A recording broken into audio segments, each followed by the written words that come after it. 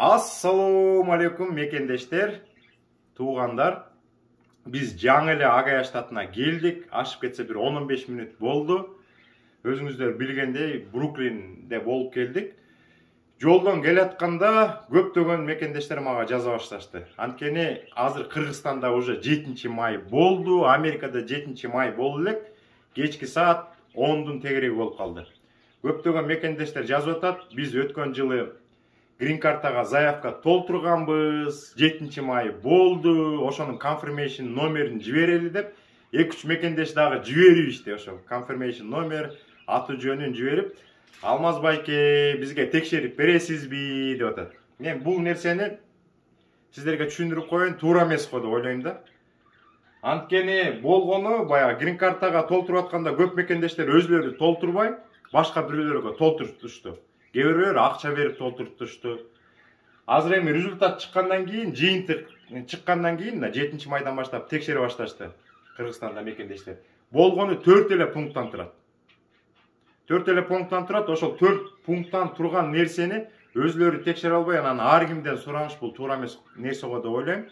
Анткени Кудай буйрса, Green картты утуп калсаңыздар, Америкага келгенде көптөгөн процесстерден өтүш керек болот. Кээ-бир мекендештер бул жака келгенден кийин 1,5 айдын ичинде Green картасын, Social Security карточкасын алат деп айтып атпайсызбы? Ошолордун бирөөсү келбей калышы мүмкүн. Ал учурда биз деген Social Security келбей калса, Social Security'нин баягы офисине чалып, байланышып, appointment деп коет, бир убакытты такташып, ошол учурда барыш керек болот. Барып алар менен сүйлөшүш керек болот. Андан кийин көптөгөн бланкаларды толтуруш керек. Азыртадан акырындан көнүш керек.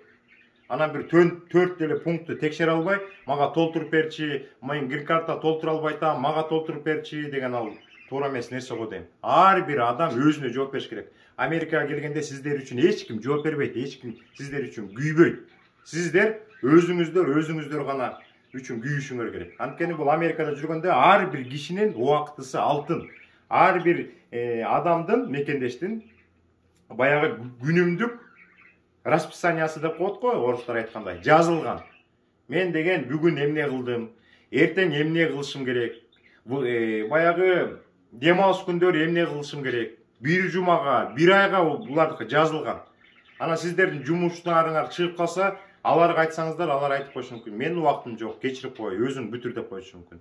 Ошон үчүн азыртадан өз алдынча болгонго көнүш керек. Азыр мен сиздерге көрсөткөнгө аракет кылайын, телефондон дагы көрсөткөнгө аракет кылайын, достор.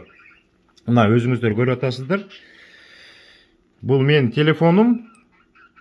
Азыр Кыргызстанда туруп, кантип текшересиздер? Мына Google'га кирип, азыр интернет бүт жерде бар да. Мына Google'га кирип туруп, dvprogram.state.gov дегенге киресиздер. Мына жакыныраак көрсөтөйүн. Мына могул сайтка киресиздер. Киргенден кийин мына биринчисин басасыздар. Мына баскандан кийин ушундай баракча чыгат. Мына үстүндө көрүп атасыздар. dvprogram.state.gov деп турат.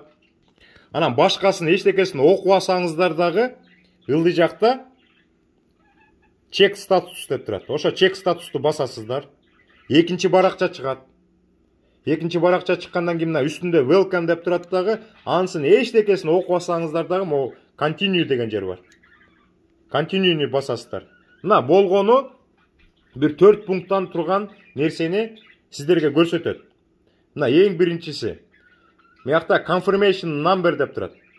Ошо confirmation numberге сиздер өткөндө лотерея ойногондо 16 цифрадан, тамгалардан турган confirmation берген. Ошону ушул жерге жазасыздар. Экинчиси, мыякта экинчиси last family name деп турат. Мыяка деген атыңардын эчтекенин кереги жок, только фамилияңарды англис тилинде жазасыңар. Үчүнчүсү year of birth деп турат. Бул жака өзүңүздөрдүн туулган жылыңарды жазасыздар. Андан кийин 4-чү эле пункт бар. Сиздерге айтып атам, 4 эле пункт бар. 4-чү пунктта бул жака атайын код берилген. Кээ бирде тамгалар болуп калат, кээ бирлери цифр болуп калат. Мына бул жерде DVS деп мындай тамгалар турбайбы, жалаң тамга экен. Ошол эле тамганы кандай турса, ошондой кылып катасы жок могул жерге толтуруп коесуздар. Бүттү, андан башка эч оорчулук жок. Ылы жагында cancel деп турат, анан submit деп турат. Могу submit деген кнопканы басасыздар. Кнопканы баскандан кийин достор мындай болуп калат. Баскандан кийин кийинки баракча чыгат. Ошо баракчанын могу бурчунда силердин аты жөнүңөр жазылат. Кыргызстан деп жазылат, адресиңер жазылат. Анан ошол баракчанын түйүндө могул жерде кейс номер жазылат да. Эң биринчи кейс номер жазылат. Ошо кейс номерге жараша анан кийин интервьюга чакырат. Силердин аты жөнүңөр жазылат. Бишкек деп толтурсаңар, мыякта Бишкек деп жазылат, анан Кыргызстан деп жазылат. Эгер ошондой баракча чыкса, анда сиздер грин картта уттуңуздар достор. Азыр мен сиздерге дагы бир жолу тагыраак болсун үчүн достор, азыр могул жерге жанагы мен телефондон көрсөткөн нерселерди бир сыйра жазып бергенге аракет кылайын.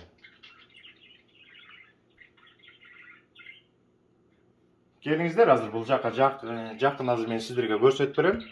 Мына могул жерден биринчи эмне деп жазабыз? Интернетке киргенден кийин мына DV program точка state точка gov деп жазабыз. Мына ушу менен баягы жыйынтыкты текшерүүчү сайтка кирип атабыз. Андан кийин жана сиздерге көрсөткөндөй 4 эле пункт бар. Мына 4 пункттун биринчиси мыякта confirmation номер деп турат. Сиздерге дагы жазып берейин. Confirmation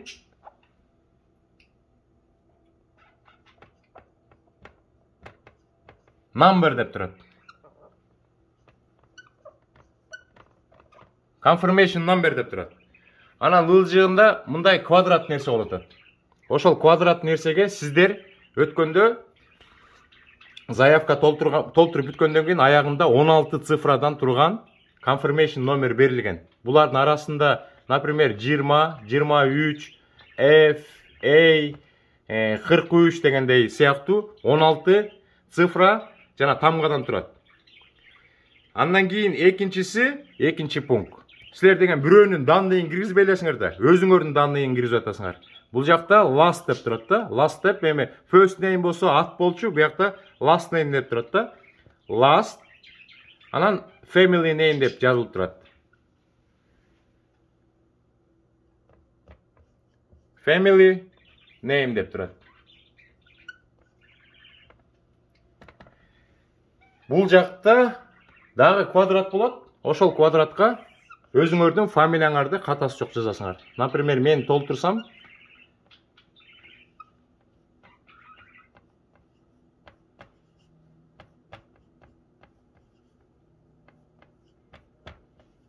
мынтип фамилиямды жазып коймокмун. Мияка аттын кереги жок. Анан 3-чү пункт, достор. Мына 3-чү пунктка year of birth деп турат.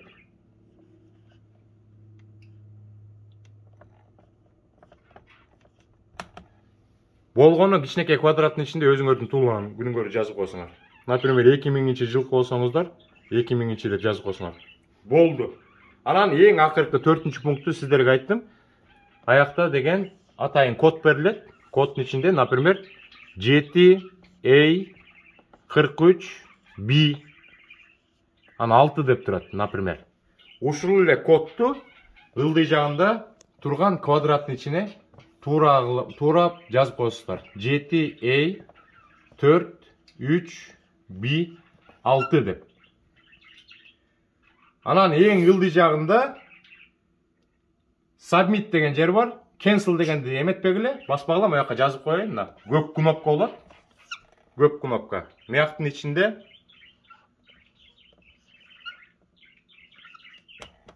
submit деп тұрады, могу көк кнопка. Ошол көк кнопканы бассаңыздар, жанагындай баракча чыгат. Баракчада силер уттуңуздар же уткан жоксуздар деп чыгат да. Эгер ар кандай да мында бир 200 миңге жакын мекендеш ойносо, болгону Кыргызстанга 2300 грин карта бөлүнсө, анан утпасаңыздар эч кандай силердин фамилияңар чыкпайт, адресиңер чыкпайт. Кийинки жолу кайра ойноп көргүлө дейт да. Эгер сиздер утуп калсаңыздар, жана мен айткандай, могу бурчуна фамилияңарды көрөсүңөр, адресиңерди көрөсүңөр, Кыргызстан деп көрөсүңөр, жашаган жериңерди көрөсүңөр.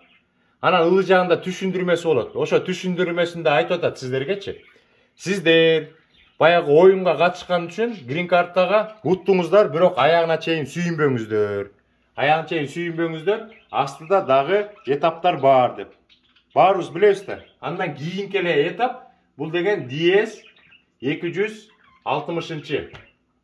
Форманы толтурабыз. DS 260 форма деген өзүбүз өткөндө билгендей, көргөндөй 27 пункттан турат дагы буга 100дөн ашык суроолорго жооп бериш керек. Анда көптөгөн документтер керек. Баягы биз грин карта толтуруп атканда аз эле данныйларды бергенбиз да, толтуртканбыз да. Аяктан болгону загранпаспорт кеткен, биздин сүрөттөр кеткен, туулган жыл боюнча жанагы күбөлүк кеткен, свидетельство о рождении кеткен. Андан башка эч нерсе сураган эмес. Образованияны сурап койгон, бирок образованияны сураганда бир дагы документти сиз тигилерге көрсөткөн жоксуңар. Жөн эле жазып койдуңар. Орто билимим бар, жогорку билимим бар, аспирантурада окуйм, докторский защита кылып атам деп ошондой жазып койдуңуздар. Эми могу DS 260 форманы толтурганда абдан көп нерселерге толтуруш керек. Баягы ошол 6 айдын ичинде көптөгөн нерсе өзгөрүп кетиши мүмкүн. Кээ бирлер балалуу болот, кээ бирлер турмушка чыгат, кээ бирлер баягы үйлөнүшөт дегендей. Ошол бир адрестен бир адреске көчүп кетет. Бир өлкөнүн, например, Кыргызстандын жараны Россиянын жаранын алып калышы мүмкүн. Башка мамлекетке көчүп кетет, адрестер өзгөрүшү мүмкүн. Ошонун бүт баарын DS 260 формага толтурабыз. Бул абдан чоң форма. Эгер биз баягы грин картанын жыйынтыгын текшерерде 4 гана пунктка эмете албайтсак, күчүбүз жетпей толтура албайтсак, анда могу DS 260 форманы анда толтуруш деген анда азап болот да. Ошон үчүн достор, азыр чарчап турабыз, жаңы эле келдик, биз да эс алалы. Өзүңүздөр толтуруңуздар. Өзүңүздөр толтуруңуздар. Баягы орусча айтканда ответственность, кыргызча айтканда кандай окулат? Кандай? Жоопкерчилик. Жоопкерчилик. Жоопкерчиликти өзүңүздөргө алыңыздар. Мына мен операторум айтып атат мага. Кыргызчага жардам берип атат. Ошондой достор, баарыңыздарга жакшынакай маанай, Кудай буйрса текшериңиздер, утуңуздар насип болсун. Америкага келиңиздер, жолуңуздар ачык болсун. Кийинки эфирден жолукканча сак саламатта болуңуздар.